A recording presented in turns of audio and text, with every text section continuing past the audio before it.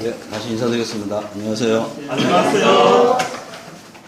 세포항교회 이렇게 여름 수양회 강사로 이렇게 초청해 주셔서 감사합니다. 보통은 이제 제가 말씀을 이렇게 좀 증거하면 또다시 초청 안 하시더라고요. 특별히 또 우리 세포항교회에서는 저를 또 초청해 주셔서 저를 정말 많이 사랑하시는구나. 제가 이런 생각을 하게 됐습니다. 제가 또 우리 세포항교회 성도님들로부터 이렇게 사랑을 받는다 그렇게 생각하니까 또 우리 세포항교회 성도님들의 얼굴이 너무 아름다우세요. 뭐 천사가 막 보이고 얼굴에서 막 광채가 나고 너무 아주 행복한 이런 마음으로 말씀을 참 전하게 돼서 정말 기쁩니다. 제가 이제 8시간을 이제 중앞에서 이제 기도를 했는데 또 이렇게 8시간을 그대로 이렇게 좀 받아주셔서 또 감사하고요. 아무쪼록 이제 유익한 시간이 이제 되리라고 이렇게 믿습니다. 8시간을 이제 이렇게 말씀을 들으시면 아마 이제 드린 노트가 꽉 찰 거예요. 그래서 제가 특별히 이제 이렇게 PT 자료를 준비해 왔는데 이제 성경을 이렇게 찾거나 이제 이런 시간은 거의 없습니다. 이제 화면에 그대로 보여지기 때문에 성도님들께서 그대로 이렇게 메모하시면서 이렇게 좀 진행하시면 될 것 같습니다. 우선 좀 이런 말씀으로 좀 시작을 하고 싶은데요. 이 사우디아라비아의 왕이 이 골프를 너무 좋아해서 미국의 골프 왕이 누구냐 이제 이렇게 알아봤는데 누구 타시라고 있더라고요. 그래서 그 타시 누구죠? 미국에 타시가 있나요? 타시를 초청을 해서 함께 이제 골프를 치는 굉장히 행복한 시간을 보냈습니다. 이 사우디아라비아의 왕이 좀 난생 처음 골프를 치면서 너무 행복한 시간을 보낸 거예요. 그래서 너무 아주 기분이 좋아서 이제 미국의 골프 왕 타시에게 이렇게 얘기했습니다. 짐이 너무 행복하니까 그대에게 선물을 주겠노라. 선물을 구하라. 그래서 이제 타시가 이제 가만히 생각하다가 왕이시여, 저에게는 이제 이 클럽을 수집하는 취미가 있는데 저에게 클럽을 선물해 주십시오. 그랬더니 이제 사우디 왕께서 그러면 그 클럽을 선물로 주겠다. 이러고서 이제 이 미국으로 이제 돌아갔습니다. 그래서 이제 이 클럽을 이제 선물로 이제 받을 것을 기대하면서 이제 이 택배가 오기를 이제 기다린 거예요. 그래서 일주일 지나고 2주일 지나고 왜 이렇게 사우디 왕이나 되시는 분이 이게 클럽을 하나 선물하는데 이렇게 시간이 오래 걸릴까 이렇게 생각하면서 아마도 최고급 클럽을 선물로 주려고 이렇게 시간이 오래 걸리는 걸 거야. 이제 이런 생각을 하면서 아마 이 사우디 왕이 굉장히 부자니까 금으로 된 골프채를 선물을 해줄까? 아니면 이 주먹만한 다이아몬드를 하나 박아서 보내줄까? 굉장히 기대를 많이 했습니다. 근데 무려 이제 한 달 정도 되고 거의 잊어버릴 때쯤 되니까 우편물이 하나 딱 날라왔어요. 잔뜩 기도를 했는데 사우디 왕으로부터 이게 우편봉투가 하나 딱 온 거예요. 그래서 이게 뭐야? 왠지 골프채, 황금으로 된 골프채, 아니면 이 다이아몬드가 박힌 골프채, 이걸 잔뜩 기대했는데 이제 그 봉투를 이제 딱 열어보니까 거기에 골프장 양도서 이게 온 거예요. 이게 사실은 이제 이 골프 용어에 클럽이란 말이 골프채도 클럽이라 그러고요, 골프장도 클럽이라 그러는 거예요. 우리가 이런 이제 좀 에피소드를 생각하면서 이것이 오늘날 우리에게도 상당히 많이 좀 비슷한 이런 부분이 있다 이런 생각을 하게 됩니다. 이제 미국의 이제 이 골프 왕인 타이거 우즈라는 분이 그죠? 이 사우디아라비아의 왕에게 클럽을 요구했습니다. 클럽을 선물로 달라고 그렇게 했습니다. 자기 딴에는 이게 금으로 박힌 골프채일지 아니면 다이아몬드가 박힌 골프채인지 이렇게 나름대로 고민했지만 이 사우디 왕은 역시 왕답게, 그죠? 왕답게 골프장을 선물을 해준 것입니다.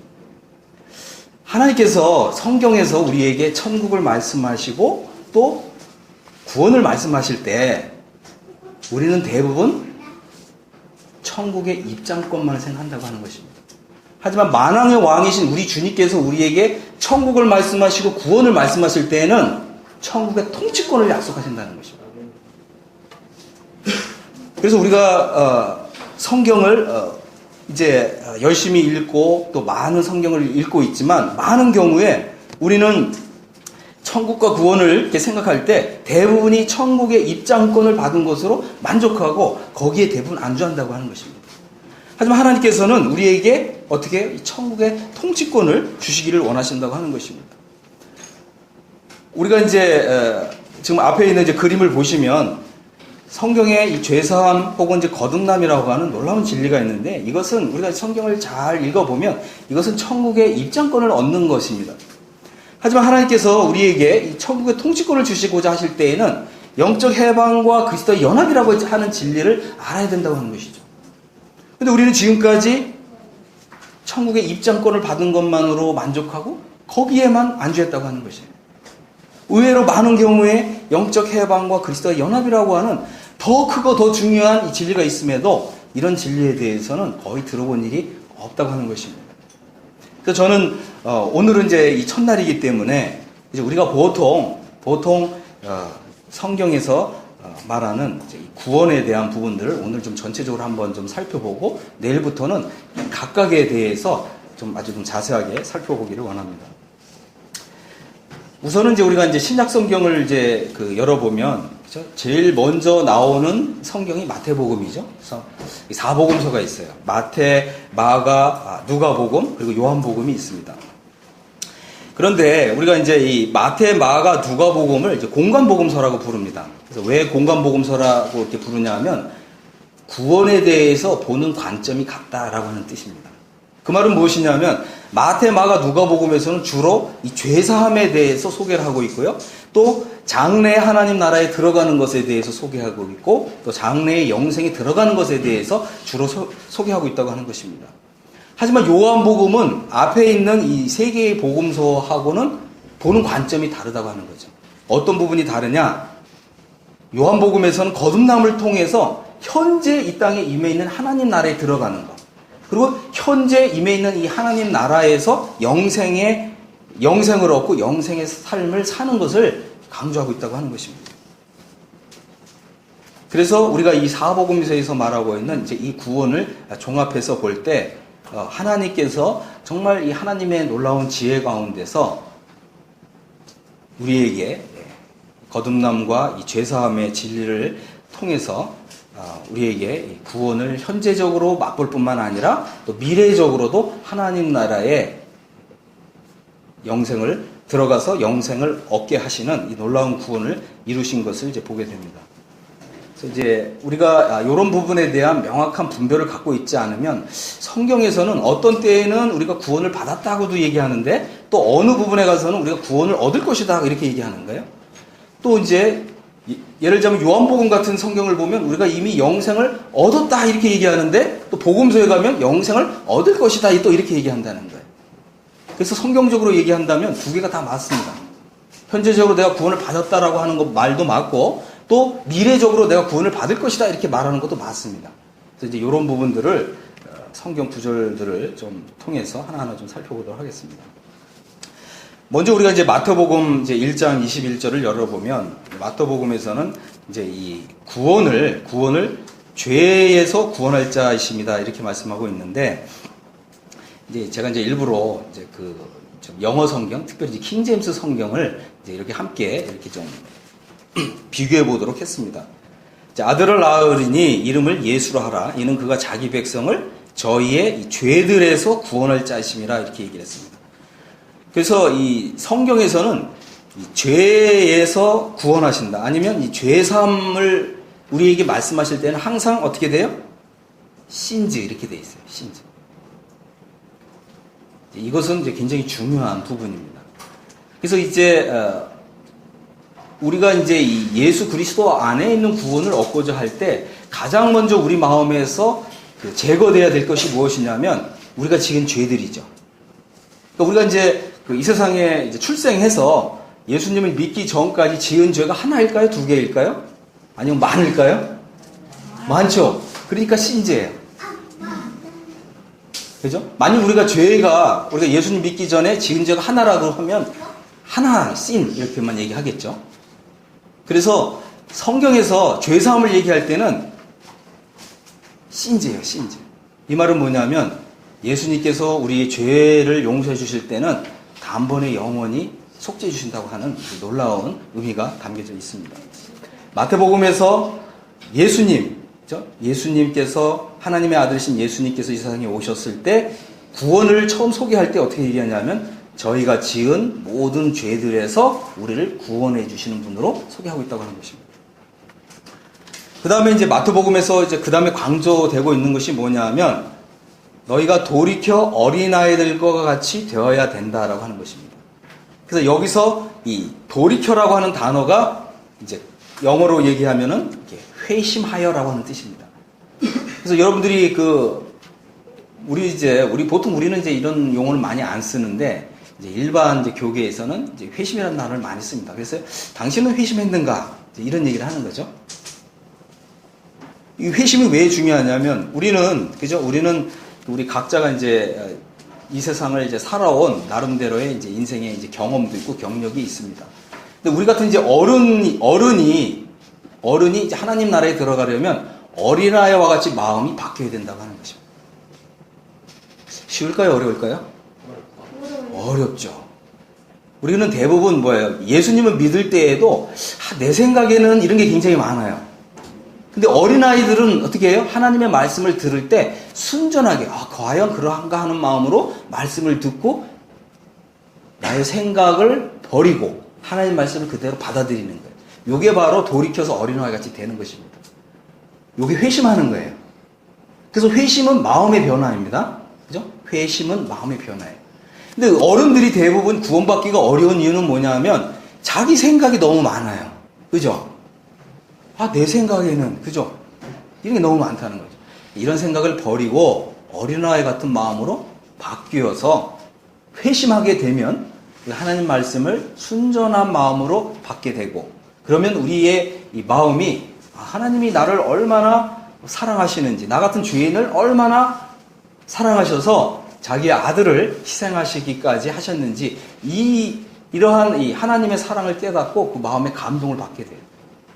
이게 바로 회심이라고 하는 것입니다. 그래서 이 마태복음에서는 회심을 강조하고 있습니다.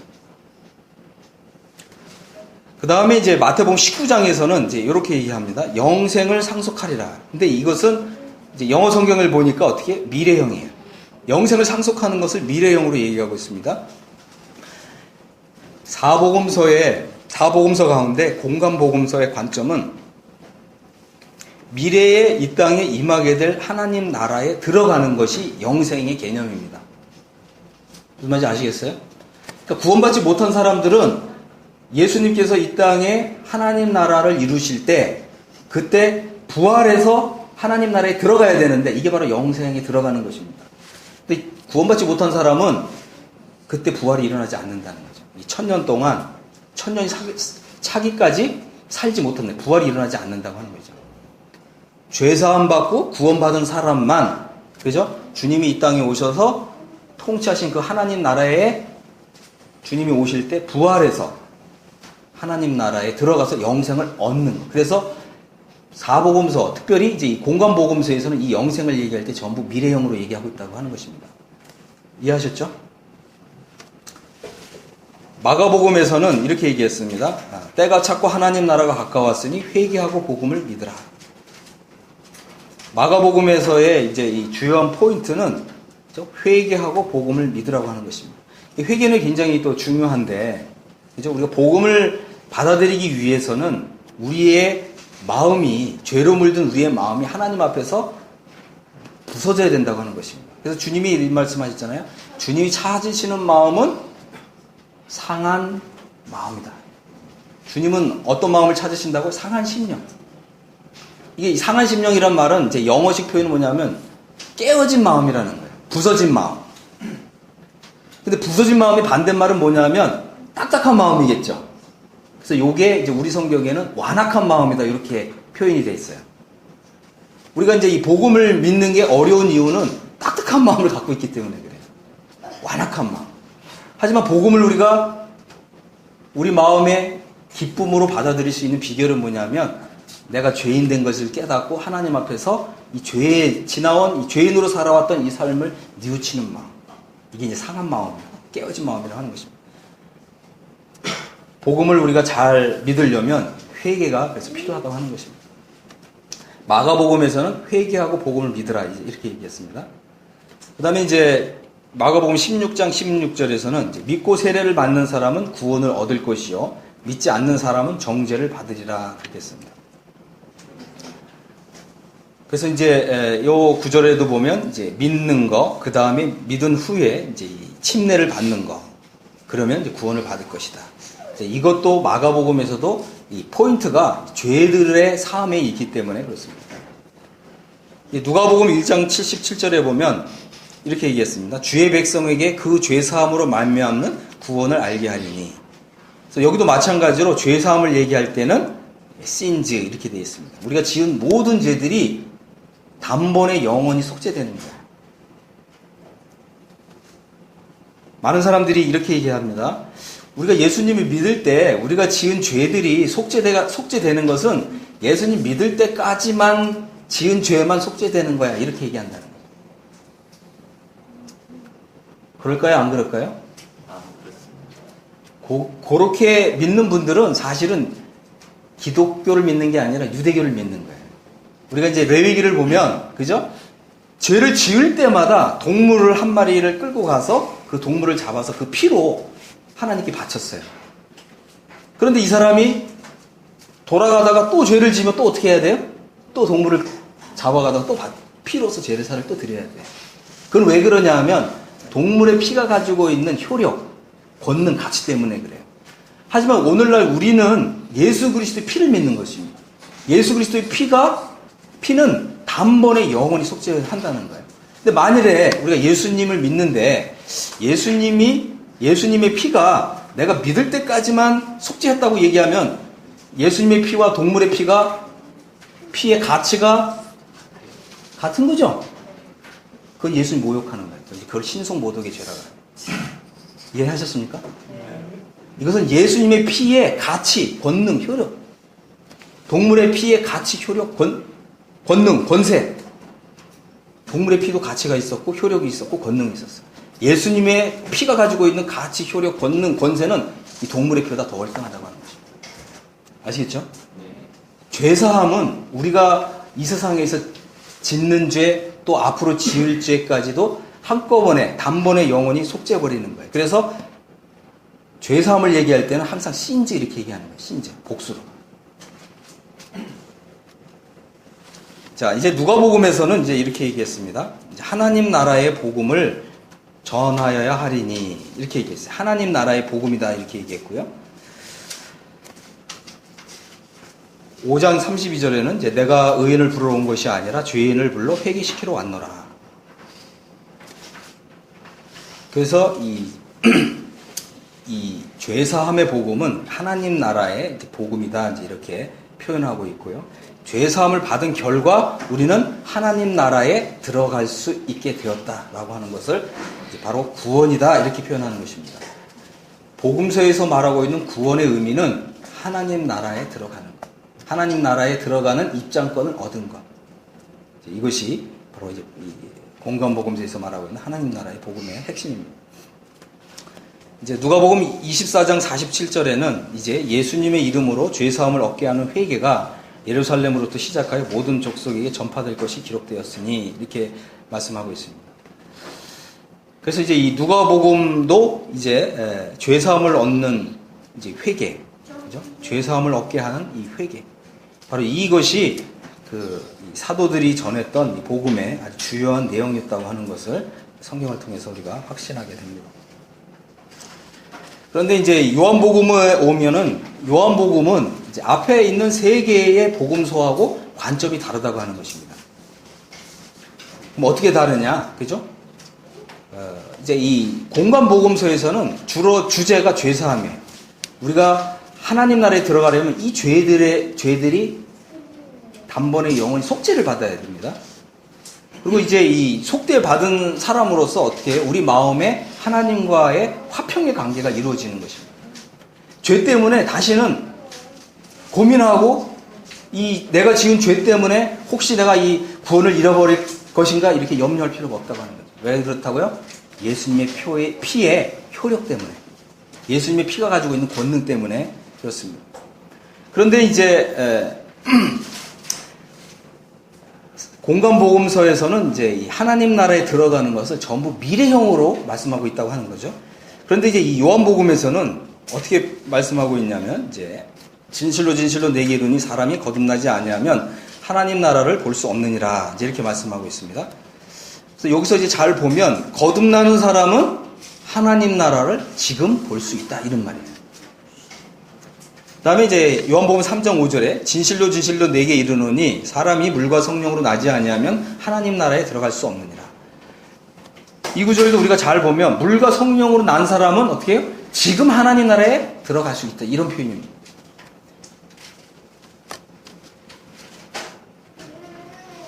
요한복음 3장 16절에는 하나님이 세상을 이처럼 사랑하사 독생자를 주셨으니 이는 저를 믿는 자마다 멸망치 않고 영생을 얻게 하려 하십니다.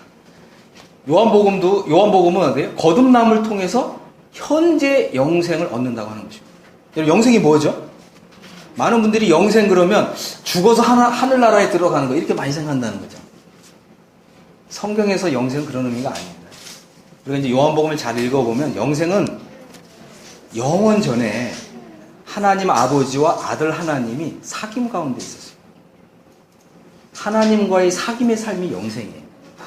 주님이 이 땅에 오셔서 공생애를 사실 때에도 어떻게 해요? 아버지 하나님의 뜻을 받들어서 섬겼죠? 바로 하나님 아버지의 뜻을 받들어서 섬기는 삶이 영생입니다. 그래서 요한복음에 보면 예수님께서 영생을 이렇게 소개하셨잖아요. 영생은 유일하신 하나님과 그의 보내신 자 예수 그리스도를 아는 것이다, 이렇게 있죠. 이 아는 것이 사귐의 삶을 얘기해요. 하나님이 나를 알고 나도 하나님을 알고, 사귐의 삶. 요한복음에서는 단순하게 이거 예수님을 나의 구주로 믿는다, 이렇게 표현한 게 아니고, 거듭난 사람은 하나님 아버지와 그 아들과 함께하는 사귐의 삶을 현재 살고 있다, 이런 표현입니다. 그러니까 우리가 거듭난 사람은 바로 지금 하나님 나라에 들어가는 거예요. 죽어서 하늘나라 가는 게 아니고 지금 당장 거듭난 사람은 하나님 나라에 지금 들어갑니다. 지금 하나님 나라에 들어왔기 때문에 영생의 삶을 사는 거예요. 영생의 삶을 사는 게 뭐라고요? 하나님을 알고 주 예수 그리스도를 알고 그분을 나의 구주와 주님으로 알고, 그 다음에 영생의 삶을 사는 것 가운데 또 중요한 포인트가 뭐냐면 기도입니다. 예수님께서는 아버지 하나님께 기도할 때 어떻게 했어요? 하나님 아버지 이것을 주시옵소서, 이렇게 했나요? 네, 어떻게 해요? 네, 아버지의 뜻을 구했죠. 아버지의 뜻을 구했고, 주님 기도할 땐 이렇게 했어요. 아버지여 감사하나이다. 이미 받은 줄로 믿는 거예요. 이게 영생의 삶을 사면서 하는 기도입니다. 왜 그렇죠? 예수님의 마음에는 아버지 하나님의 뜻에 순종하는 것 외에는 없어요. 그죠? 우리도 마찬가지입니다. 우리도 거듭난 사람으로서, 하나님의 자녀로서 아버지 하나님의 뜻 외에는 다른 관심이 없어요. 그게 뭐라고요? 그게 영생의 삶입니다. 그래서 내 마음에 성령의 감동으로 어떤 것을 기도하도록 주셨을 때 그게 아버지의 뜻이에요. 그래서 이미 받은 줄 알고 감사함으로 기도할 때 그 기도가 그대로 응답되는 것입니다. 이게 영생의 삶이에요. 이것은 너무 좋은 거죠. 그래서 예수님께서는 이 영생의 삶을 지금 누리라고 거듭남이라고 하는 놀라운 진리를 우리에게 주셨다는 것입니다. 많은 사람들이 그죠? 거듭났다고도 얘기하지만 영생의 삶은 항상 뭐예요? 죽어서 가는 하늘나라로 생각하니까 영생의 삶을 이 땅에서 안 사는 거예요. 누구 손해죠? 영생의 삶을 지금 사시게 되면, 그죠? 죽어서 가는 하늘나라는 이것은 자동으로 가는 것입니다. 많은 분들이 이렇더라고요. 아, 난 구원받았고, 난 거듭났고, 나 이거 확신해. 근데, 오늘 죽는 거는 싫어. 그러더라고요. 심지어는 제가 이제 들은 얘기지만, 그토록 평생을 정말 주와 복음을 위해서 사셨던 분도 막상 암에 걸리고 병원에서 이제 죽을 날짜를 받아놓으니까 나 죽기 싫다, 그런 고백을 하더래요. 왜 그렇다고요? 이 영생을 전부 죽어서 가는 걸로 생각하니까 그렇습니다. 이것은 거듭남의 진리를 제대로 이해하지 못해서 그렇습니다. 거듭난 사람은 지금 임해 있는 하나님 나라에 이미 들어오는 것이고요. 지금 이미 영생을 내가 소유한 자가 된 거고요. 아들이 있는 자에게는 생명이 있고, 그죠? 그 다음에 영생의 삶을 지금 맛보고 누리라고 하는 것입니다. 하나님의 은혜입니다. 그 다음에 이제 주님의 이제 그 나라가 이 땅에 임했을 때에는 부활을 통해서 하나님 나라에 들어가는 것입니다. 그래서 이제 요 내용을 이제 이렇게 정리하면 이렇습니다. 죄사함과 거듭남과 죄사함을 통해서 하나님 나라에 들어가는데, 그죠? 바로 이 거듭남은 현재적 영생의 삶으로 들어가게 해줍니다. 그 다음에 우리는 하나님 나라에 이미 들어와서 영생의 삶을 살 뿐만 아니라 장래에 이 땅에서의 삶을 마치고 이제 예수 안에서 우리가 이제 잠을 자게 되죠. 언제까지? 부활의 날까지. 또 주님이 오실 때 이제 부활이 이루어지면서 미래의 하나님 나라에 들어갑니다. 어떻게 해요? 육체의 부활을 통해서 미래적 영생의 삶으로 들어갑니다. 그래서 이 거듭남과 죄사함을 통해서 어떻게 해요? 현재적 영생의 삶으로 들어가는 것이고요. 그 다음에 미래적으로 하나님 나라에 들어갈 것입니다. 그래서 우리가 구원받았다고 하는 말도 맞고, 그죠? 구원을 받을 것이다라고 하는 말도 맞습니다. 또 우리가 영생을 얻었다고 하는 말도 맞고, 영생을 얻을 것이다라고 하는 말도 맞아요. 이해되셨습니까? 그런데 이제 성경에서는 구원 이후에 이 제자의 삶을 강조하고 있다고 하는 것입니다. 그래서 마태복음 6장에서는 오직 너희를 위하여 보물을 하늘에 쌓아두라 그랬고요. 너희는 먼저 하나님의 나라와 하나님의 의를 구하라. 그리하면 이 모든 것을 너희에게 더하시리라 이렇게 말씀하셨습니다. 그러면 왜 이제 우리가 이제 구원받았는데 왜 제자의 삶이 중요하냐? 그죠? 제자의 삶이 중요하다고 하는 거죠. 그럼 제자의 삶이 없으면 어떻게 되느냐? 이런 부분을 좀 말씀드리겠습니다. 성경은 명백하게 뭐라고요? 보물을 지금 하늘에 쌓아두라. 이렇게 말씀하고 있습니다. 이것은 이제 제자의 삶을 강조하는 거죠. 마태복음 16장 24절에서는 예수님이 제자들에게 이렇게 말씀하셨습니다. 아무든지 나를 따르려거든 자기를 부인하고 자기 십자가를 지고 나를 쫓을 것이다. 제자의 삶에 있어서 중요한 것은 자기를 부인하는 거예요. 왜냐하면 많은 사람들이 자기 생각이 너무 많잖아요. 그죠? 신앙생활 하는데 가장 어려운 게 뭔지 아세요? 자기 생각이 많은 게 사실은 신앙생활을 어렵게 합니다. 하나님의 말씀만 있으면 되잖아요. 그리고 말씀에 순종하면 되잖아요. 어려운가요? 네. 어렵죠. 왜요? 자기 생각이 많으니까. 그러니까 뭐라고 그래요? 자기를 부인하라고 그랬죠? 네. 자기 생각이 많은 사람은 자기 부인하는 훈련이 안 되세요. 그렇다는 것입니다. 근데 자기 생각을 지금 부인하지 않으면 큰일 당합니다. 제가 이제 설명을 드릴 거예요. 자기를 부인해야 되고요. 하나님 말씀을 그대로 아멘 이렇게 받아들여야 돼요. 고린도후서에서 보면 뭐라고 그러겠죠? 우리에게 소개되신 예수 그리스도는 하나님 앞에서 항상 예만 되고 아니라 함이 된 적이 없느니라. 맞죠?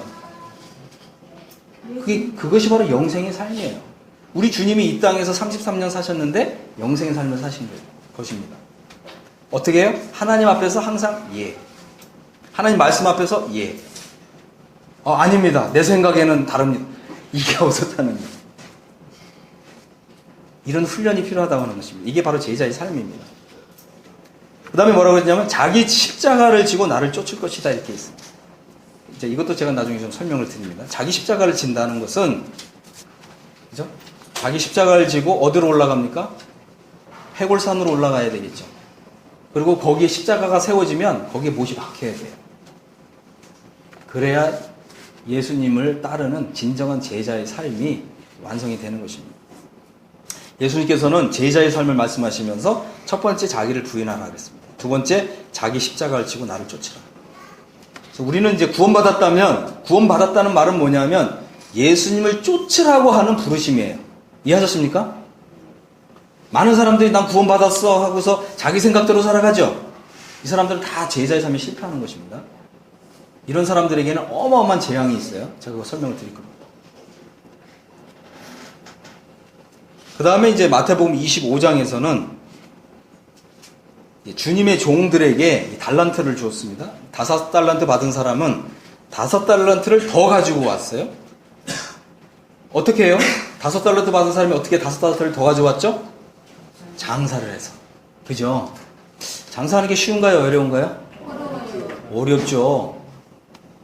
어렵지만 장사를 잘하는 사람들은 그냥 편하게 그냥 앉아서 손님이 저절로 와서 막 다 사가고 막 이런가요? 장사 잘하는 사람들은? 그렇게 안 하죠. 다 거기다 공을 들이죠. 공을 안 들이고 장사 잘하는 방법 없죠. 마찬가지예요. 주님이 5달란트를 주님께로부터 받았는데 이 사람이 5달란트를 더 가지고 왔어요. 이 말은 뭐죠? 장사하는데 공을 들였다는 것입니다. 뭘 들였다고요? 공을 들였다. 공을 들였다는 말을 우리 이제 좀 젊은 사람들은 잘 모를 수 있는데, 공을 들였다는 말은 뭐냐? 힘을 다했다. 거기다 돈을 들였다. 그죠? 돈을 투자했다. 시간도 투자했다. 그죠? 내가 가지고 있는 모든 지혜와 모든 걸 다 총동원했다. 그런 뜻이죠? 네. 그렇습니다. 우리가 이 달란트를 구원받은 사람들은 달란트를 받아요. 주님께로. 왜 받냐면 장사하라. 근데 이 5달란트를 받은 사람이 더 가지고 와서 이렇게 얘기했습니다. 주여, 내게 5달란트를 주셨는데 보소서, 내가 또 5달란트를 남겼나이다. 그때 주님이 뭐라고 하셨냐면, 잘하였도다. 착하고 충성된 종아. 자, 그렇다면 내가 만약에 5달란트를 받았는데 5달란트를 그대로 가지고 왔어요. 그러면은 주님이 잘하였도다 그럴까요? 아니요. 안 하시겠죠. 그 다음에 착한 종아 이러실까요? 안 하시겠죠. 충성된 종아 이러실까요? 안 하시겠죠. 전부 반대되는 말씀 하실 거예요. 이제 더 놀라운 건 뭐냐면, 내가 작은 일에 충성하였음에 내가 많은 것으로 내게 맡기리니 내 주인의 즐거움에 참여할지어다. 주님이 이렇게 말씀하셨습니다. 그래서 이제 이것은 미래에 이 땅에 임하게 된 하나님 나라를 염두에 두고 말씀하신 것입니다. 자, 마가복음 8장 34절에서는 이제 똑같이 무리와 제자들에게 주님이 이렇게 말씀하셨습니다. 아무든지 나를 따르려거든 자기를 부인하고 자기 십자가를 지고 나를 쫓을 것입니다. 누가복음 9장 23절에서는 아무든지 나를 따르거든 자기를 부인하고 날마다 제 십자가를 지고 나를 쫓을 것입니다. 누가복음에는 이제 날마다라고 하는 단어가 이제 더 들어가 있습니다. 그래서 이제 이 자기 십자가를 지고 따르는 일은 날마다 해야 되는 일이라고 하는 것입니다. 그러니까 이 제자의 삶은 하루라도 포기할 수 없는 거죠. 그죠? 그 다음에 이제 누가복음 14장 27절에는 누구든지 자기 십자가를 지고 나를 쫓지 않는 자도 능히 나의 제자가 되지 못하리라.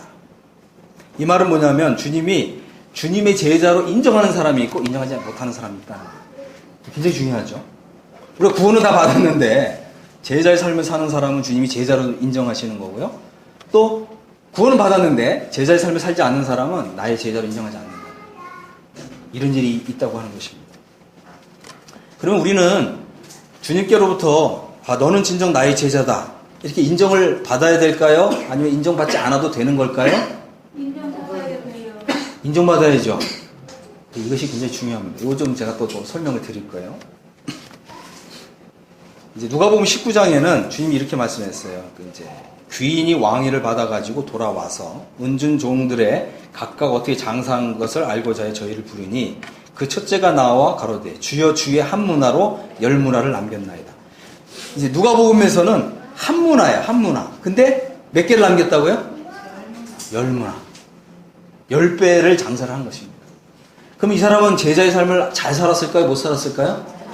잘 살았죠. 잘 살았습니다. 그러니까 주님이 뭐라고 했었어요? 잘하였다 착한 종이여. 내가 지극히 작은 것에 충성하였으니 10골 권세를 차지하라.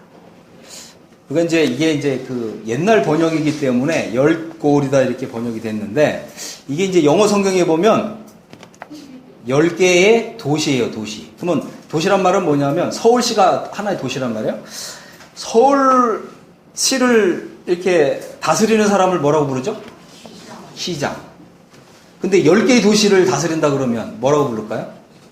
도지사. 그죠? 도지사급이 되는 것입니다. 그래서 여기 보면 이제 10골 권세를 찾아라. 그래서 권세가 다 다르게 나타나게 된다고 하는 것을 말씀해 주고 있습니다. 그 다음에 이제 이 요한복음에서는 이제 요것을 제자의 삶이다 이렇게 표현 안 하고 내 안에 거하라 이렇게 말씀하셨어요. 내 안에 거하라. 여러분 우리는 이제 거듭난 사람으로서 주 안에 거해야 되고요. 또 우리는 죄사함 받고 구원받은 자로서 제자의 삶을 살아야 됩니다. 요한복음에서는 이제 혹시 나중에 좀 요한복음 15장 전체를 한번 잘 읽어보십시오. 요한복음 15장도 굉장히 중요한 말씀인데 주님이 이렇게 말씀하셨습니다. 내 안에 거하라. 나도 너희 안에 거하리라. 가지가 포도나무에 붙어있지 아니하면 절로 과실을 맺을 수 없음 같이 너희도 내 안에 있지 아니하면 그러하리라. 너희가 과실을 많이 맺으면 내 아버지께서 영광을 받으실 것이요 너희가 내 제자가 되리라.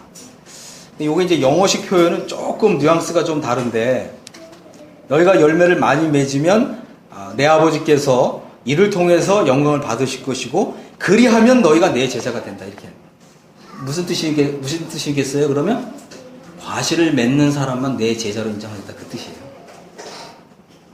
이것은 그죠? 주 안에 거하는 삶이 얼마나 중요한 것인가 하는 것을 우리에게 말해줍니다. 그러면 요한복음에서 주 안에 거하는 삶은 뭘 얘기하는 거냐? 그죠? 그것은 우리에게 주신 영생의 삶을 사는 것입니다.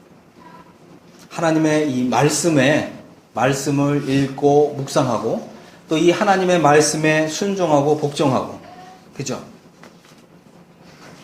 그리하면 많은 열매가 맺혀지게 되고 우리가 예수님의 제자로 인정을 받게 될 것이다. 이렇게 말씀하고 있는 것입니다. 그러니까 이제 이 공관복음서에서 말하고 있는 제자의 삶 그리고 요한복음 15장에서 말하고 있는 주 안에 거하는 삶 바로 이것이 바로 성화를 이루는 삶이라고 하는 것입니다. 우리가 지금 이제 살펴본 대로 거듭남, 죄사함은 이거를 이제 칭이라고 부르는 것이고요. 그 다음에 제자의 삶, 주 안에 거하는 삶, 그죠? 과실을 맺는 삶, 이것을 성화의 삶이라고 부르는 것입니다. 그래서 주님은 그죠? 칭의와 성화와 이 성화의 삶에 비례해서 이제 우리가 장래에 하나님 나라에 들어갔을 때 영광을 얻는 것입니다. 이게 이제 주님이 생각하신 그죠? 영광스러운 구원으로 가는 길이에요. 3단계. 칭의, 성화, 영화. 그런데 우리가 많은 경우에 성경을 잘못 분별하기 때문에 이 성화의 삶이 없이도 그죠? 성화의 삶이 없이 어떻게 해요? 칭의만으로 영광에 들어간다 이렇게 생각하는 거예요.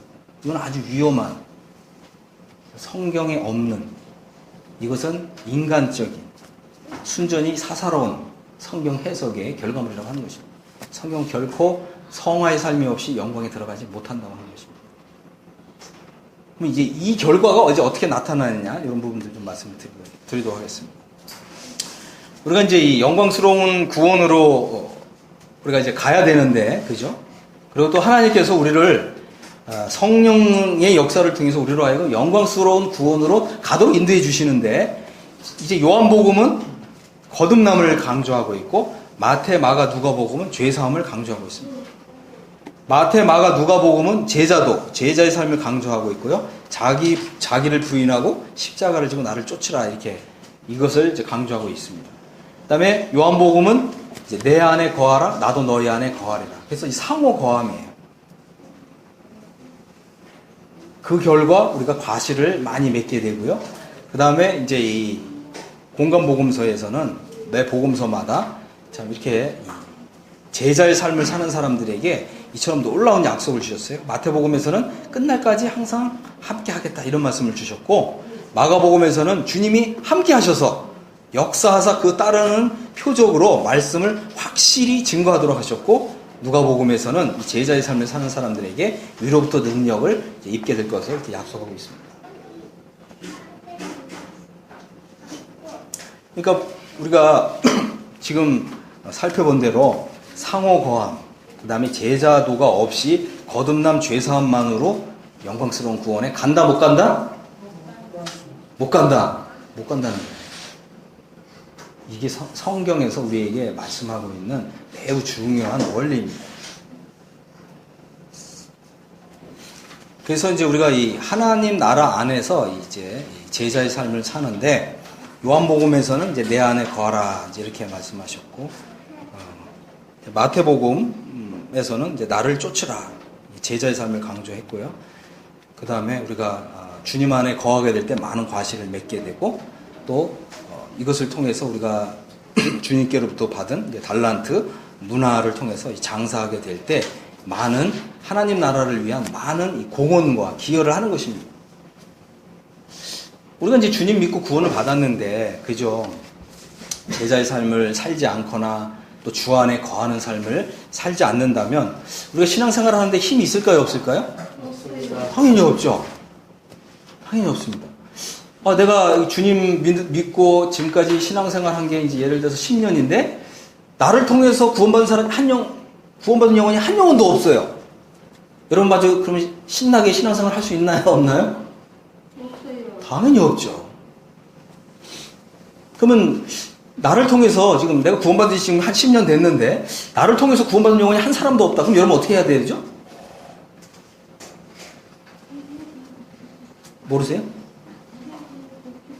아세요, 모르세요? 대답을 안 하시죠. 사실 이제 저도 이제 제가 이제 교회 생활을 하는 가운데 제가 이제 주로 이제 설교하는 일을 이렇게 해왔습니다. 그런데 제 개인적인 삶을 이렇게 좀 돌아보니까 한 몇 년 사이에 저를 통해서 구원받은 영혼이 한 영혼도 없더라고요. 그래서 제가 참 이게 그전에는 뭐 내가 이제 말씀 사역을 하니까 뭐 충분히 그럴 수 있지 않는가, 이게 좀 앞에 핑계를 댔는데, 어느 날 이제 사무엘상을 읽다 보니까 거기 보면 한나라고 하는 여인이 나오잖아요. 그죠? 한나. 이 한나가 자녀를 잉태하지 못했기 때문에 이 한나의 심정이 어떻게 됐습니까? 남편의 사랑도 싫고, 그죠? 밥도 먹기 싫고, 그죠? 자녀가 없는 것 때문에. 우리도 마찬가지입니다. 우리도 구원받은 이후에 나를 통해서 구원받은 영혼이 한 사람도 없다라고 한다면, 여러분 한번 사무엘상 한번 읽어보세요. 한나가 어떤 심정이 되었는가? 우리도 그런 심정을 가져야 마땅하죠.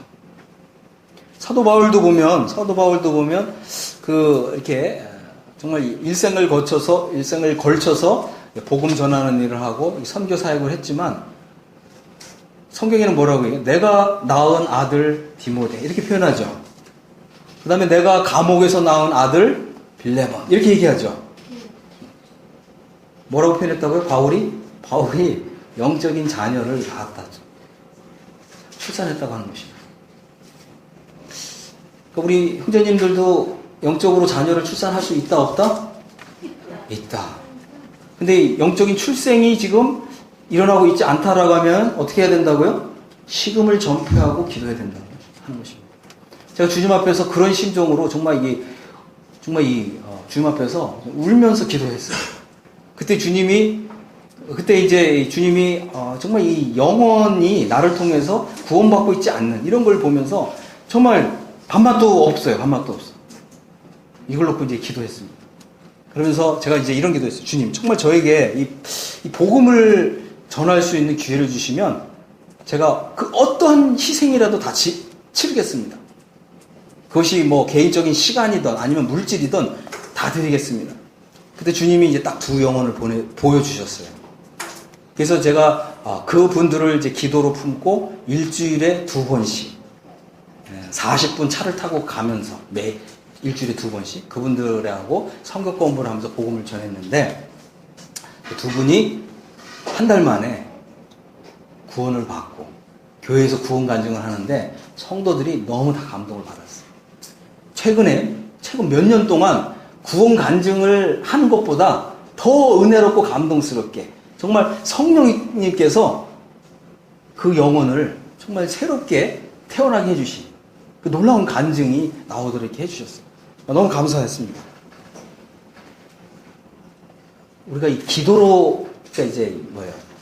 영혼은 기도로 잉태하는 것이고 기도로 낳는 것이다. 주님이 이제 이런 걸 좀 보여주셨습니다.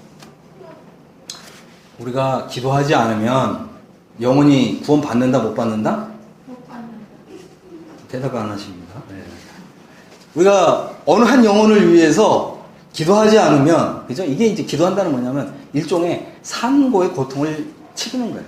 산고의 고통이 없이 자녀가 태어납니까? 아니요. 그런 일은 없어요. 그죠? 영적인 세계도 마찬가지입니다. 기도로 영적인 자녀를 낳는다고 하는 것입니다.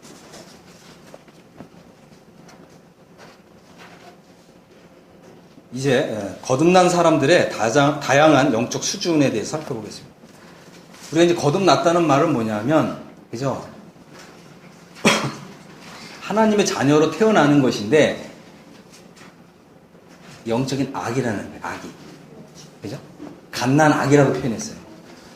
사도 베드로는 베드로전서 2장 1절 2절에서 거듭난 사람을 갓난 악이라고 표현했어요. 여러분, 거듭난 것만 가지고서 여러분이 거듭났다는 사실만 가지고서 여러분이 10년 아니면 20년 혹은 30년 신앙생활을 해왔다 할지라도 하나님 보실 때 갓난 악이라고 하는 것입니다. 여러분 이 사실 아시죠? 왜 그렇다고요? 주 안에 거하는 삶이 없다면, 그죠? 우리는 영적으로 자랄 수가 없다는 것입니다. 그래서 거듭난 사람들의 수준이 다 다르다고 하는 것인데, 이것이 이제 요한 1서에 보면 이제 이렇게 표현했습니다. 갓 거듭난 상태에 있는 사람, 그 다음에 아직 주 안에 거하는 삶을 배우고 실천하지 않는 사람은 어린 자녀 상태에 있다고 하는 것입니다. 그래서 어린 자녀 상태에 있는 사람들은 너희 죄가 예수님의 이름으로 말미암아 사함을 얻었다고 하는 이 사실만 알고 거기에만 머물러 있고 거기에만 안주하고 있는 상태. 이게 이제 성경에서 뭐라고 해요? 어린 자녀 상태라고 하는 것입니다.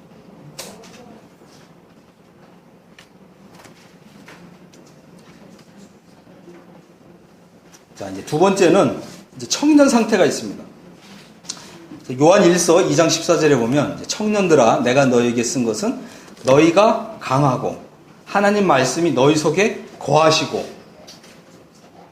너희가 흉악한 자를 이기었습니다. 이 청년 상태에 있는 사람들은요, 그죠? 하나님의 말씀이 그 속에 거하는 거예요. 말씀이 거하고 그 말씀이 이제 나에게 세상을 이기고 나 자신을 이기고 또 사탄을 이길 수 있는 그 능력으로 나타납니다. 청년들은 거듭난 이후에 이 청년 상태에 이르려면 우리가 바로 이러한 주 안에 거하는 삶을 연습하고 훈련할 필요가 있습니다. 우리가 이제 갓 거듭났을 때에는 정말 굉장한 이런 행복감에 이런 행복한 이런 시간을 하나님 앞에서 이렇게 보냅니다. 하지만 이제 우리가 이제 거듭난 이후에 뭐 한 달, 두 달, 세 달 이렇게 지나가다 보면 어떤 일이 일어나죠? 옛날에 내가 구원받기 전에 가지고 있었던 성격 나타나죠. 성질도 나타나죠. 기질도 나타나죠. 나타나요? 안 나타나요? 나타납니다. 그런 게 확 나타나게 되면 많은 경우에 우리는 우리 마음이 이렇게 좀 움츠러들죠. 내가 거듭났는데 내가 왜 이럴까? 그죠? 이 청년 상태에 있는 사람들은 바로 그런 상태를 경험하면서 하나님 말씀을 통해서 다시 영적으로 회복하고, 그죠?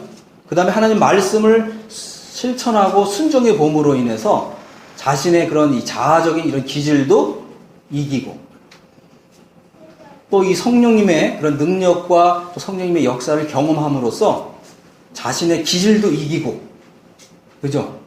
이런 것을 충분하게 경험하고 있는 상태가 청년 상태라고 하는 것입니다. 오늘날 교회가 잘 부흥되지 않는 이유는 거듭나서 갓난아기 상태에만 머무는 사람들이 많기 때문에 그래요. 다른 사람을 도울 수가 없잖아요. 그러나 만일 우리가 청년 상태에 이르렀다면 본인이 이런 과정을 지나왔잖아요. 경험을 통해서. 그러면 영적으로 이 죄에 대해서 고민하고 갈등하고 있는 분을 도울 수 있을까요? 없을까요? 경험적으로 도울 수 있습니다. 근데 어느 교회에서는 이러더라고요. 내가 지금 참 구원받고 또 거듭난 건 내가 좀 확신하고 있는데 자꾸 이 죄 때문에 자꾸 이게 이 죄를 이기지 못해서 참 마음이 어렵다 이제 이렇게 상담을 했더니 그 교회에서 목회하시는 분이 당신 그거 아직 구원 안 받아서 그래. 이상하다. 나 분명 구원 받았는데. 그죠? 그런 교회들이 의외로 많다고 하는 것입니다. 그러면은 우리가 이 청년 상태에 이르는 동안에 주 안에 거하면서 주 안에 거함으로 인해서 하나님의 말씀으로 영적으로 회복되고 또 악한 자를 이기고 이런 경험이 없다면 영적으로 어린 사람도 도와줄 수가 없다고 하는 것입니다. 그럼 교회는 어떻게 됩니까? 교회가 그러면 부흥할 수 있을까요? 없을까요? 당연히 없습니다. 서로 나중에 싸우게 되고요. 그죠? 나중에는 어떻게 돼요? 위선자들이 많이 나타나게 돼요. 속에서는 부글부글 끓고 있는데 그걸 표현하면 어떻게 돼요? 구원 못 받았다고 딱 이제 정죄를 받으니까 그런 표현을 이제 겉으로 안 하게 되죠. 하지만 건강한 교회는 어떻게 돼요? 내가 영적으로 죄와 갈등하고 고민하고 있습니다. 이런 것을 얼마든지 해놓고 절 좀 이렇게 도와주십시오. 그죠? 이제 이런 거를 이제 요즘 말로는 이제 멘토링이라고 그럽니다. 무슨 멘토링? 영적 멘토링. 그래서 사실은, 그죠? 이 영적인 세계, 하나님의 나라의 이 세계에서는 이렇게 실제적인 이런 이제 경험이 있는, 그래서 영적으로 성장하고 성숙해본 경험이 있는, 그리고 뭐예요? 청년 상태를 경험적으로 통과하고 있는 이런 사람들이 사실 많이 일어나야 됩니다.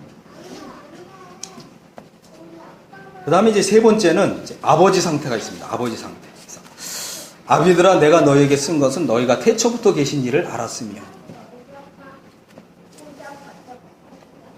그래서 이제 이 영적으로 아버지 상태에 있는 사람들은 하나님 나라에 대한 경험이 많은 것입니다. 그리고 어떤 한 영혼이 새롭게 거듭나서 어린아이 상태에 있을 때 그 사람을 어떤 말씀으로 양육해야 될지를 아는 거예요. 어떻게 또 죄를 이길 수 있는지도 그것도 경험적으로 알기 때문에 영적인 멘토링을 해주는 거예요. 그리고 하나님 나라의 세계를 경험적으로 아는 이 지평이 훨씬 더 넓어지고 깊어지는 이런 경험이 있는 이런 사람들을 이제 아버지 상태라고 부릅니다. 그래서 우리가 이제 거듭났다는 것은 갓난 아기 상태로 태어난 것이라고 말씀드렸습니다. 영적으로 태어난 사람이 이제 어떻게 해요?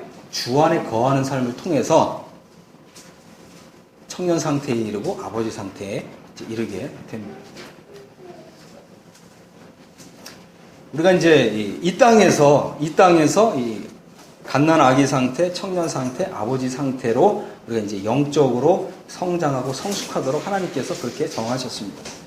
근데 이제 중요한 게 또 뭐냐면 우리 하나님 나라에 미래에 이제 임한 하나님 나라에 들어갈 때 이 상태로 들어간다는 것입니다. 아시겠어요? 내가 이 땅에서 여전히 갓난아기 상태라면 하나님 나라 들어갈 때도 갓난아기 상태로 들어가고, 청년 상태라면 청년 상태로 들어가고, 아버지 상태에 이르렀다면 아버지의 상태로 들어간다고 하는 것입니다. 자, 그래서 이제 요한복음은 이제 거듭남의 복음입니다. 거듭남의 복음. 요한복음 3장에서는 거듭남에 대해서 얘기하고 있고, 요한복음 15장에서는 이제 주 안에 거하라 이제 이렇게 말씀하고 있습니다. 그다음에 요한일서에서는 이제 어린 자녀 상태, 청년 상태, 아비 상태. 그러니까 이런 이 영적인 성장과 성숙을 경험하는 길은 주 안에 거하는 삶 외에는 없다고 하는 것입니다. 이해하셨죠? 주 안에 거하는 삶을 실천하고 또 훈련하고 경험해 보지 않으면 영적 성장과 성숙이라는 것은 가능하지 않다는 것입니다. 우리가 이제 구원받은 지 오래된 연수가 우리를 자동으로 자녀 상태에서 청년 상태, 아버지 상태로 가게 해주지 않는다고 하는 것입니다. 이해되셨죠? 네. 장래에 이제 이 땅에 임하는 하나님 나라는, 그죠? 하나님 나라는 이제 이 천년 왕국이라고 부릅니다. 이 천년 왕국에서는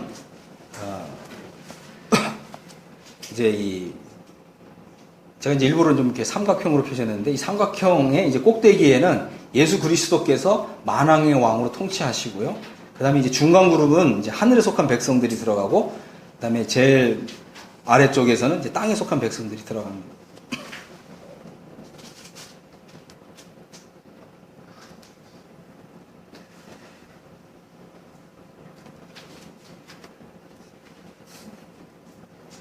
그 다음에 이제 요한복음 이제 내일을 좀 더 좀 자세하게 설명을 좀 드릴 건데, 이 공간복음서에서는 이제 요 맨 앞에 이제 죄사함이 좀 강조되어 있고요. 그죠?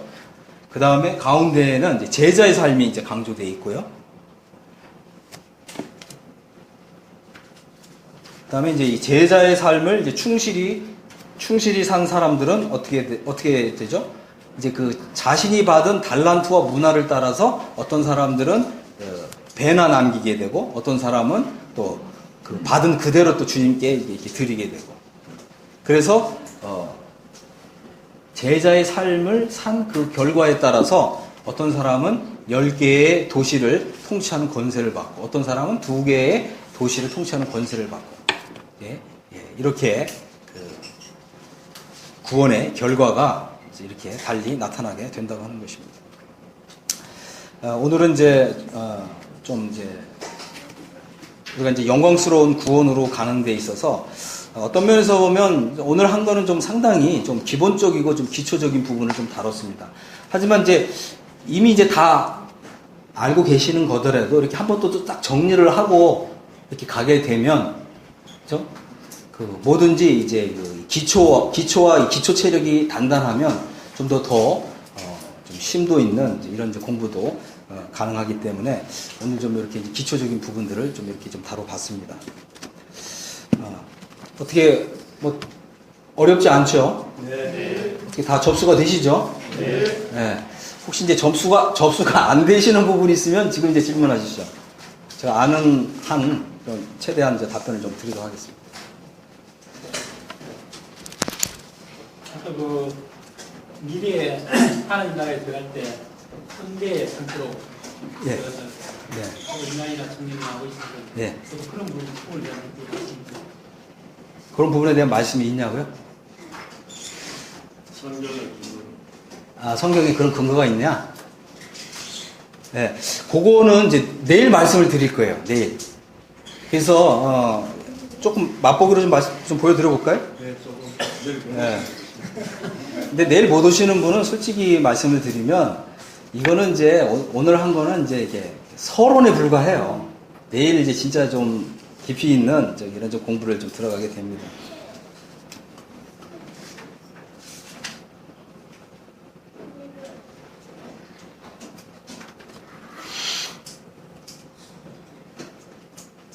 네, 좀 다양한 구원의 상태에 대해서 좀 다루고요. 그래서 이제 우리가 구원을 받는다고 했을 때 우리가 이 죄사함과 거듭남을 통해서 우리는 사실은 천국의 입장권을 얻은 것입니다. 통치권을 얻은 게 아니라고 하는 거예요. 그럼 통치권을 어떻게 얻냐? 오늘 말씀드린 대로 제자의 삶과 주 안에 거하는 삶을 통해서 우리가 주님께로부터 인정을 받아야 돼요. 그래서 이제 좀 결과론적으로 말씀을 드린다면, 그죠? 어떤 사람은 이제 장래에 구원받은 이후에 행한 행위에 대해서 여기 우리 성경에는 이제 공력이다 이렇게 되어 있는데, 여기 이제 영어 표현은 구원받은 이후에 행한 행위들이 불에 의해서 시험을 받는데, 우리가 구원받은 이후에 행한 행위가 불에 다 타버린 사람들이 있다는 거예요. 그럼 뭐만 남죠? 죄만 남죠. 이 사람들은 어떻게 됐냐면, 자기는 구원을 얻되 불 가운데 얻는다 이렇게 됐어요. 그 다음에 또 여기 뭐라고 되어 있냐면, 누구든지 공력이 불타면 해를 받으리니 이렇게 되어 있잖아요. 해를 받는다는 말이 뭐냐면 손실을 당하게 될 거다는 거죠. 생각해 보십시오. 우리가 하나님 나라에 들어갔는데 손실을 당한대요. 근데 두 번째 기회가 없다는 거죠. 그 손실을 만회할 수 있는 기회가 다시는 없다는 거죠. 그 기회는 이 땅에서 무한정 주어진 거예요. 어떻게? 우리 하나님 말씀 알아야 된다. 오늘 우리가 이제 공부한 것처럼, 그죠? 우리가 그 공부한 것처럼 우리가 주님 믿고 난 이후에 이 공력, 우리가 주님 믿고 난 이후의 행위는 주 안에 거하는 삶과 제자의 삶을 통해서, 그죠? 주님을 쫓아가고 따라가고, 또 주님이 행한 사역을 우리도 행하고, 이것에 대한 이제 결과로 어떤 사람은 이것이 다 타버리면 해를 받고 자기는 구원을 받긴 하지만 불 가운데 얻는. 그런데 어떤 사람은 주님께로부터 그 사람의 행한 행위를 인정받아서 어떤 사람은 뭐야? 상급을 받고 면류관을 쓰고. 차이가 난다는 거죠. 그래서 이제 요거는 이제 내일 좀 자세하게 좀 설명을 다 드릴 거예요. 예를 들자면 주님 이런 말씀도 하셨잖아요. 누구든지 이 음란하고 죄 많은 세대에서 나와 내 말을 부끄러워하면 인자도 아버지의 영광으로 거룩한 천사들과 함께 올 때에 그 사람을 부끄러워하리라. 그래서 부끄러운 구원에 들어간다는 것입니다. 그런데 이제 반면에 이 영광스러운 구원에 또 들어가는 사람들이 있다고 주님 또 말씀해 주십니다. 예를 들자면 이기는 자들. 그죠? 그래서 오늘 좀 다 말씀드리면 또 내일 안 오실 것 같아서 오늘 이 정도까지만 성경적인 근거를 제가 이제 다 이렇게 했습니다. 그래서 이제 이게 왜 그러냐면 우리가 이제 요걸 좀 생각하셔야 되는데 우리가 주님이 이 땅에 오실 때 이 땅에 하나님 나라가 세워집니다. 맞죠? 맞습니까? 이 하나님의 나라는 철저하게 보상의 성격과 특징을 가지고 있다고 하는 것입니다. 뭐예요? 보상. 그죠? 보상이에요. 어떤 보상이요? 우리가 주님 믿고 난 이후에 우리가 어떤 삶을 살았느냐에 대한 보상이에요. 또 심지어는 어떻게? 선지자의 이름으로 어떤 사람을 냉수한 것을 대접한 것도 주님 다 갚아주신다. 그죠? 왜 그렇다고요? 보상이에요, 보상. 또 주님이 또 이런 말씀도 하셨잖아요. 돈 많은 사람, 부유한 사람을 초청하지 말고 돈 없고 저는 자, 가난한 자를 초청해라.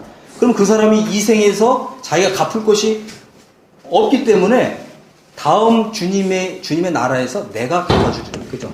이게 뭐라고요? 보상. 그래서 이 땅에 이제 임하게 되는 장래 하나님 나라는 철저하게 보상의 시기라고 하는 거죠. 그래서 우리가 거듭남만 알고 죄사함 받은 것으로만 알고 그것이 이제 마치 이제 그것만 알고서 자신이 뭔가 상을 받을 줄 이렇게 착각하면 안 됩니다. 그 다음에 이제 또 우리가 또 이제 또 내일 또 좀 공부할 또 중요한 내용이지만 하나님께서는 우리가 이제 어떤 선한 행위를 하고 주님을 위해서 어떤 봉사의 삶을 사는데 내게서 나오는 육신으로 행하는 건 주님 다 불에 태우신다는 거예요. 뭘로요? 성령으로. 뭘로요? 내가 아니라 예수 그리스도로 삼사. 그렇기 때문에 우리가 내일은 이제 영적 해방의 진리를 또 알아야 됩니다. 그래서 성경에는 이렇게 굉장히 체계적으로 이렇게 되어 있는데 우리는 어떤 면에서 보면 너무나 잘못된 가르침을 받았어요. 어떤 가르침이냐? 아까 제가 잠깐 언급했지만 칭의와 성화와 이렇게 영화가 있는데 성화 가지고 쑥 뺀 거예요. 그리고 어떻게 해요? 죄사함 받은 거, 거듭난 것만으로 다 영광에 들어가고 다 왕노릇 한다고 이렇게 잘못 세뇌당한 게 있다고 하는 거죠. 이거는요, 이런 얘기를 어디 가서 하시면 안 됩니다. 그거는 바로 이단 소리 들어요. 오늘날 기독교계가 그 정도는 분별을 다 합니다. 예를 들어서 어떤 분은 이렇게 표현했습니다. 시간이 좀 많이 됐는데 성도님들 안 지루하시죠? 제가 좀 이렇게 오래 해도 지루하는 분이 별로 없더라고요. 네. 한 말씀만 좀 더 드리면 이런 겁니다. 어떤 분이 이렇게 표현했습니다. 면죄부식 구원. 무슨 말이냐? 내가 구원 받았는데 무슨 죄를 짓더라도 나는 천국에 들어간다. 그러니까 이제도 면죄받았고 사함받았고 저죄도 사함받았고 무슨 말인지 아시죠? 면죄부식 구원. 두 번째, 내가 구원받았기 때문에 무슨 죄를 짓더라도 나는 천국에 들어간다. 심지어 살인을 하더라도. 그래서 뭐라고 얘기하는 줄 아십니까? 살인면허 구원. 무슨 말인지 이해되세요? 살인면허 구원이 있다. 그래서 어디 가서 이런 얘기 절대 하시면 안 됩니다. 뭐 무슨 죄를 짓더라도 천당 간다든가. 이해지 아시겠어요? 면죄부식 구원, 살인면허직 구원. 이거 이단입니다. 분명하게 말씀드리지만 이거 이단이에요. 다시 말씀드릴까요? 성화의 삶을 빼놓고 다 영광에 들어간다든가, 뭐죠? 영광스러운 천국에 들어가고 주님과 함께 왕노릇하고, 이것은 성경에서 말하는 교훈이 절대 아닙니다. 내일 이제 이런 부분들을 좀 더 자세하게 하는 말씀을 통해서 좀 풀어서 설명을 좀 드리도록 하겠습니다. 만족이 되셨는지 모르겠지만 내일은 만족이 되실 겁니다. 오늘은 좀 맛배기만 보여요. 그래서 내일도 혹시 또 바쁘신 일이 있더라도 열일을 다 제껴놓고 오셔야 됩니다. 언제 이런 거를 한번 다 이렇게. 그래서 이제 내일을 이제 말씀드릴 부분은 이제 우리가 이제 거듭남의 진리에 좀 더 좀 깊은 부분, 또 죄사함의 진리가 가지고 있는 좀 더 깊은 부분 좀 다루고, 그 다음에 하나님께서는 우리가 그 제자의 삶을 살아야 되고, 물론 선한 행위도 해야 되고, 또 주와 복음을 위해서 헌신된 삶을 살아야 되지만, 우리 마음의 동기가, 그죠? 성령의 감동과 정말 나는 죽고 예수 그리스도로 사는 이 삶을 통해서 성화의 삶을 살아야 되는데, 많은 경우에 많은 사람들이 어떻게 해요? 다 자기의 이름을 알리고, 자기가 높아지고, 그죠? 자기 업적을 쌓고, 자기 이름을 내고, 이런 거는 다 불에 타버려요. 그런 걸로는 주님 앞에 결코 상을 못 받습니다. 그럼 어떻게 가야 되냐? 다시 말씀드리면 성화의 삶은 나의 힘과 노력으로 절대 불가능합니다. 그래서 어떻게 돼요? 나는 죽고 예수 그리스도로 사는 삶이 와야 됩니다.